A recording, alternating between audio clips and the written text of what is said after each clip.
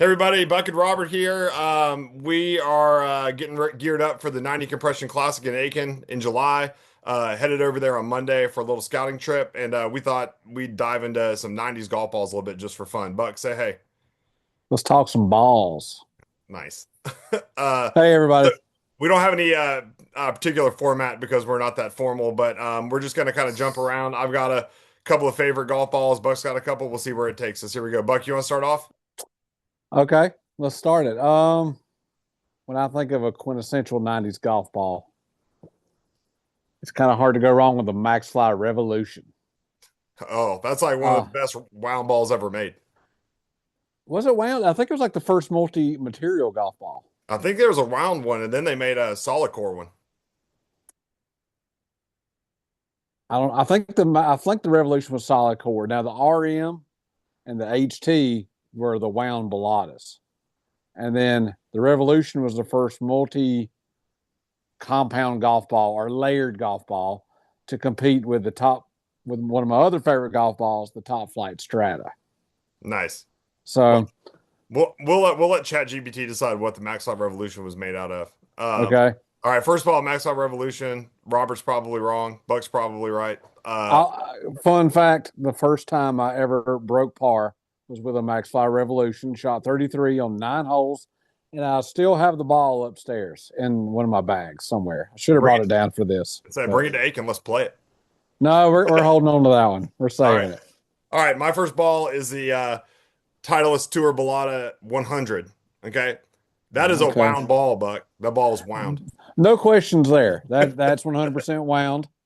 Definitely cut into a few of those to see what would happen, back in Absolutely. the day. So I started playing high school, middle school golf right at the end of the Balata era as the covers were kind of switching to urethane and Titleist went to the professional, the Tour Prestige and so on. But man, buying a sleeve of Tour Balata 100s on the way to a 9-hole middle school golf match was living high on the hog, as we say down here in Georgia. That was like top notch for me. Big That bucks. was that was a treat, and I remember that was like a special occasion to either get the Bellata or the professional, and I mean that's when you had a little extra money in your pocket, and it truly was a treat. Yeah. And you cherish those when you played them too. Yeah. And then you cut one on the second hole and it was like down to two.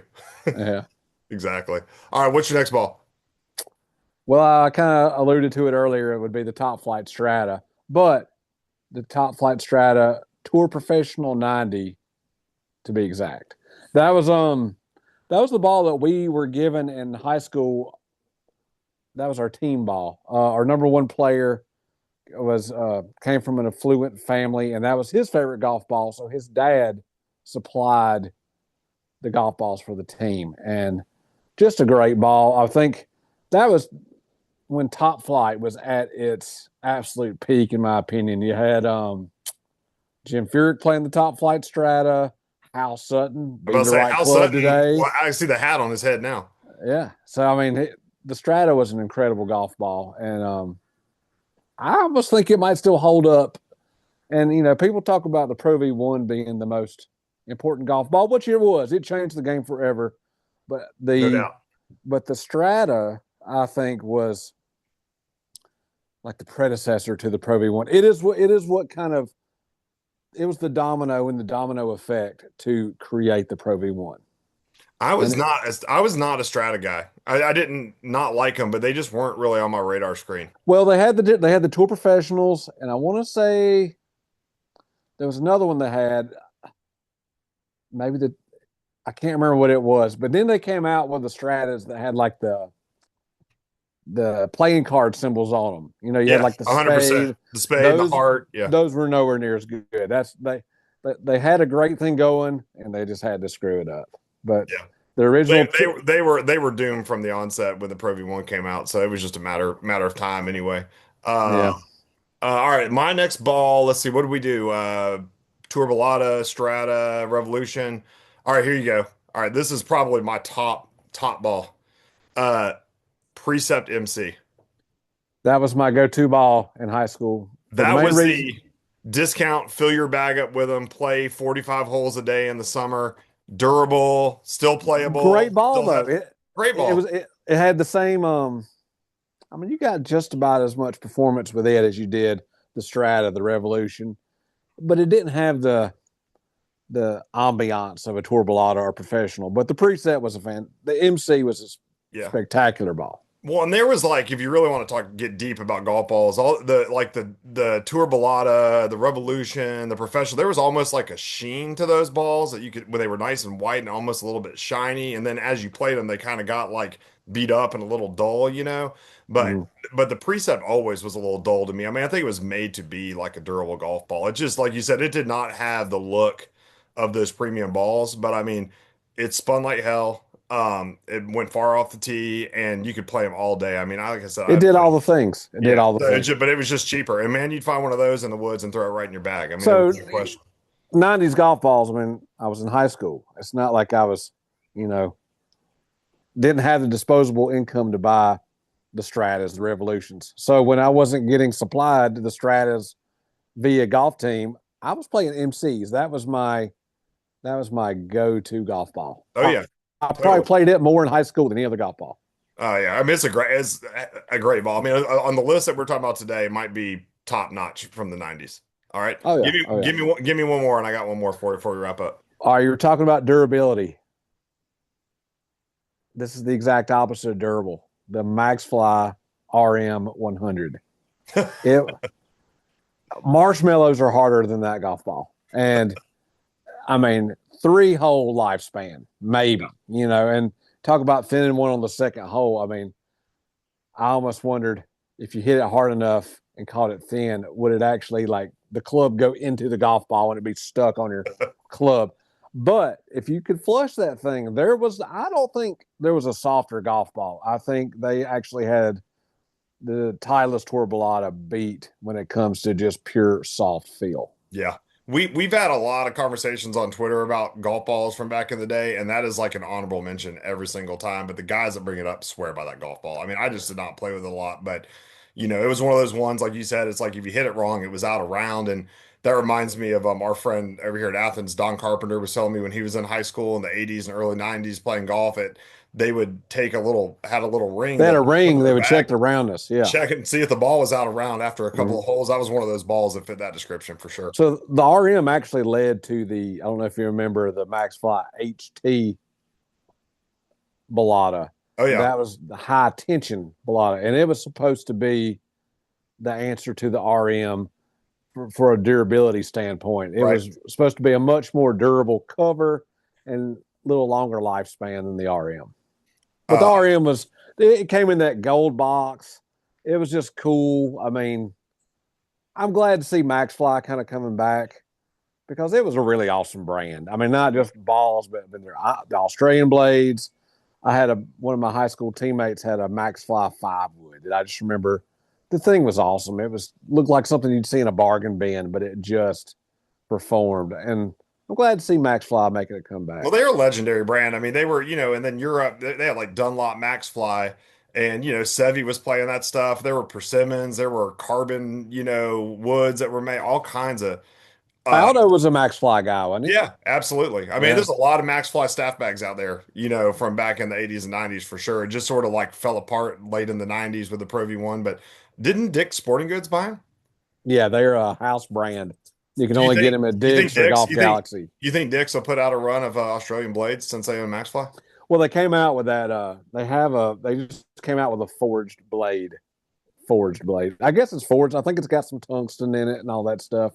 But I saw a couple reviews and they're like a bigger footprint. And I I'm don't know. I think if yeah. Max Fly's smart, you know, they should try to like do something with that Australian blade heritage. Yeah. And I think it would be just a home run, but we'll see what happens. All right. Well, my last one is we'll wrap up after this one.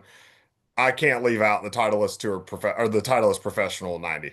I mean, that was like I was in ninth grade in 1999. That was right when that ball was coming out. It was the end of the 90s, right before the Pro V1. And that to me, Tiger played that ball, the Masters in 97. I mean, that was the premium golf ball. And that urethane cover, it just had more durability, obviously, than the Bellatas did. And man, and quick side note story. I was the standard bearer in the summers for about 4 or 5 years at this LPGA tour event up in Ohio where my aunt and uncle lived. And the girl that used to stay in their house that played on the tour, who was a teammate of Tiger Woods at Stanford, she was super cool from Scotland. She would always stay at the house. So the last year that she was there, she took her shag bag and gave it to me after the tournament was over, and it was full of what I still felt like were brand new Titleist professional Mm. 90s. And then talking about hitting the lottery, I was the happiest kid that's ever been on the face of the earth when I got that bag and realized what was in there. So that ball more nostalgia and memories than anything. But at the end of the 90s, that was what was, if I could get one, that's what was in my bag until the Pro V1 came out. Trust me, I was definitely asking. That was on my Santa list. Yeah. I mean, I That's could I see was that sleeve, that gold sleeve with those balls in there. I mean, God, they were awesome. that was always like a special occasion golf ball. Like Oh, you'd yeah. ask for those for Christmas or your birthday, something like that. All right, just But to switch it up at the last minute before we close out here. We're going to Aiken next week. Give me a real quick top down, what's in the bag and what ball you're playing. well, I'm not playing any retro golf balls. I'll Okay. probably be playing Pro V1. Okay. Um, but that will complement my Titleist 975D driver. You want shafts also, or we'll just go Yeah. with Yeah. Lay it on us. EI 70, of Okay. course. Titleist PT 15-degree 3-wood with a Fujikura speeder. And then, I'm still got a little figuring out to do. I'm thinking of going steelhead 5-wood, Callaway steelhead, EI 70 X Flex, and Cleveland wedges, RTG. Got to have a little rust. Scotty Cameron Santa Fe Trillium putter. And I thought I was set. I thought I was going to do my McGregor PCB irons, God, but those I've just things are been, sick. yeah, they're awesome. But I might show up in Aiken with my 962Bs. I Oh, don't God. know. TBD. We'll see what happens. But I'm telling you, man, I hit your 962Bs. The feel is just not there. You're gonna wish you had the PCBs if you don't do something you're gonna regret. I don't think I'm going to regret it. I mean, I played 962Bs for like a decade, so I'm pretty familiar with that feel. Uh, I don't know. We'll see. The McGregors are awesome. They do feel great, and they're special because they are the mirror forged ones. But man, I don't know if I put the 962Bs in, I will essentially be playing my high school set of golf clubs, with the exception of the 5-wood, which I have upstairs, a Cobra 5-wood, and a Scotty Cameron Newport 2 oil can that I actually got in high school. So that could come out. I don't know. There's still some. I got a month to figure it out, but that is the kind of maybe the set right now. We'll see it. We'll watch this space. We'll see what happens. Okay. All right. I'm gonna keep mine hidden for now. So we're gonna close on that note. I hope y'all enjoyed this. We're gonna post it on YouTube. Follow us on YouTube. Follow us on Instagram, Proper Golf Society. Follow us on Twitter, Proper Golf Society. And more to come. See y'all later. Bye.